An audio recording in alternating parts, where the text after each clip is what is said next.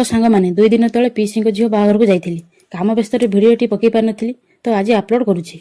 PC घरे पहुंचा पर स्टेज को जाई ननद सह किसी फोटो उठे आम समस्ते खावाई पलैलु। सेठी आइसक्रीम गुपचुप एमती बहुत सारा आइटम होता। खाई सारिबार किछि समय पर बरजात्री भी आसी पहुंची गले।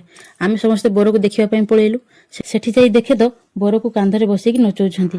किछि समय पर बरजात्री भी आसी घरे पहुंची गले। तो घरे पहुंचा मात्रे बाबाला शाशुर केमती जोई चर्चा देखु बर को नहीं बेदी में बसईदेले। नना तांकर बेदी पूजा कर लगी पड़े। किछि समय पर कन्या को भी डाकिदेले। नना बाहागर कार्यक्रम आरंभ करदेले। एपटे हाथ गंठी पड़गला। हाथ गंठी पड़ा पर समुदी मिलन भी हो गले। खईपोड़ा कार्यक्रम भी सरीगला। बर कन्या मथारे सिंदूर पिंधाईदेले। यही मुहूर्त को सबु झील मैंने अपेक्षा करिथांती। सिंदूर पिंधा पर दुए दुही को माला पिंधाईदेले। फोटो उठे बेदी चारि पाखरे 7 फेरा नेबारे लगी पड़े। तो सांग मैंने 7 फेरा नेबा पर बाहागर संपूर्ण हो गला। तो बर कन्या तो तांको घर को पलि गले। मु भी आम घर को पलि आसिली।